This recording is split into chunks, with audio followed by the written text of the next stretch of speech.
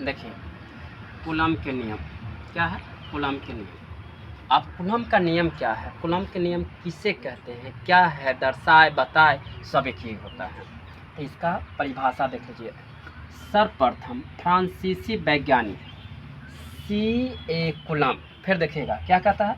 सर्वप्रथम फ्रांसीसी वैज्ञानिक सी ए कूलम ने दो आवेशों के बीच लगने वाले मान प्रयोग द्वारा ज्ञात किया और निम्नलिखित नियमों का प्रतिपादन किया जो उन्हीं के नाम पर कूलम का नियम कहा जाता है।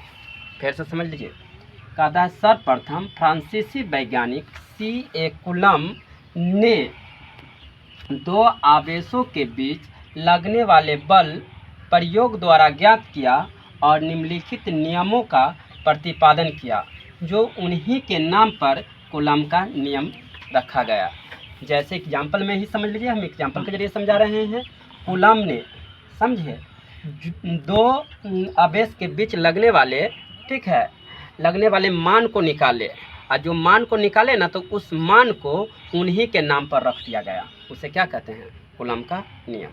अब देखिएगा वो दो बात बतलाए थे। कौन कौन बात बतलाए थे, तो देखिए कूलम के नियम यहाँ लिख दिए। फिर लिखते हैं कि कूलम के नियम निम्नलिखित होते हैं। तो दो नियम होते हैं तो हम निम्नलिखित लिख दिए।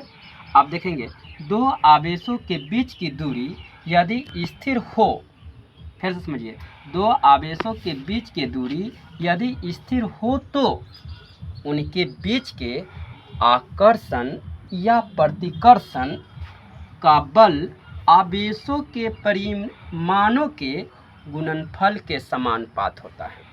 एगो हो गया।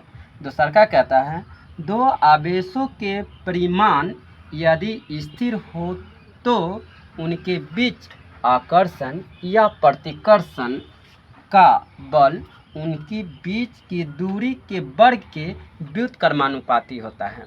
व्युत्क्रमानुपाती का मतलब होता है उल्टा।